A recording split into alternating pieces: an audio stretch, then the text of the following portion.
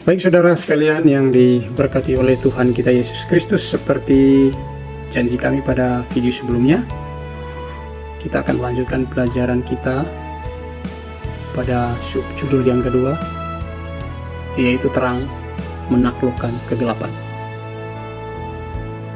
Ayat yang diusung pada kali hari ini adalah Yudas 3 dan 4. Apakah peringatan di sini dan bagaimanakah hal itu berlaku bagi gereja Kristen di kemudian hari? Kita bacakan, dengarkan komentarnya. Kitab Yudas ditulis beberapa waktu sebelum tahun 65 Masehi kepada orang-orang Kristen yang setia, yang dikasihi oleh Allah Bapa dan dipelihara untuk Yesus Kristus. Yudas 1. Orang-orang percaya yang setia ini didesak untuk berjuang untuk mempertahankan iman yang telah disampaikan kepada orang-orang kudus. Sebab ternyata ada orang tertentu yang telah masuk menyelusup, yang menyalahgunakan kasih karunia Allah kita untuk melampiaskan hawa nafsu mereka.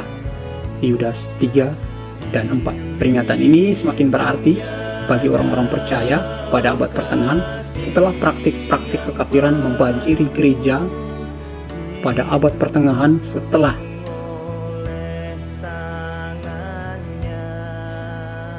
Peringatan ini semakin berarti bagi orang-orang percaya pada abad pertengahan setelah praktik-praktik kekafiran membanjiri gereja dan tradisi-tradisi manusia mengompromikan firman Allah. Ya, pada pelajaran-pelajaran sebelumnya kita berbicara tentang kompromi.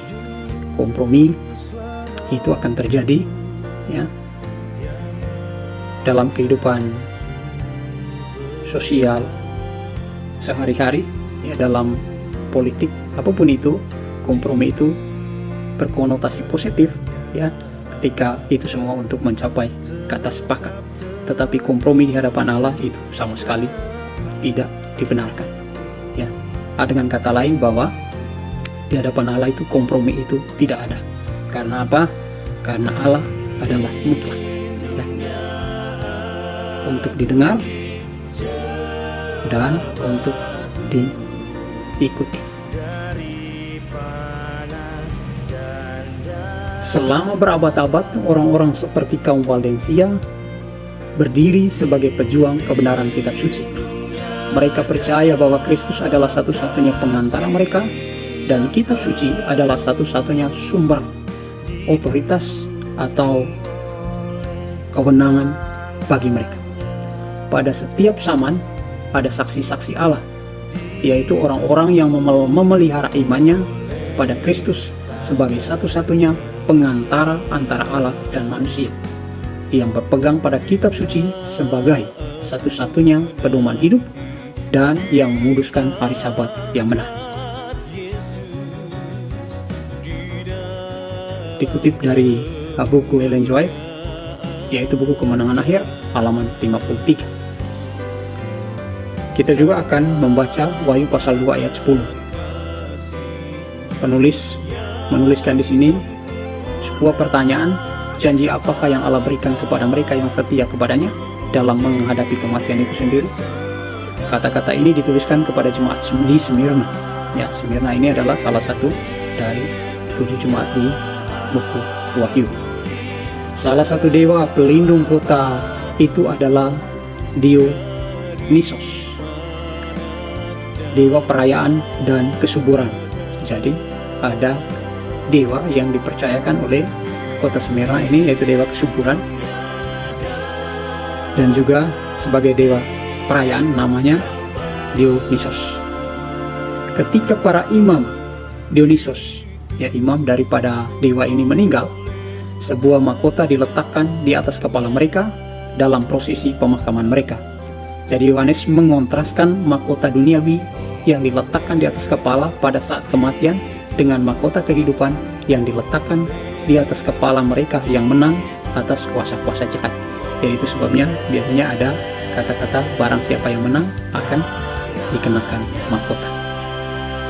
Mahkota kehidupan diberikan kepada mereka yang telah menanggung cobaan, menanggung kesulitan, menanggung penderitaan, dan kematian itu sendiri demi Kristus. Itu sebabnya di nas lain Yesus mengatakan barang siapa yang menyelamatkan nyawanya, di nas yang lain Yesus mengatakan barang siapa yang kehilangan nyawanya demi Kristus, atau demi apa dia bilang, demi Kristus maksudnya, ia akan memperolehnya kembali. Mahkota kehidupan mengilhami orang-orang percaya yang setia ini untuk menanggung kematian itu sendiri demi Kristus.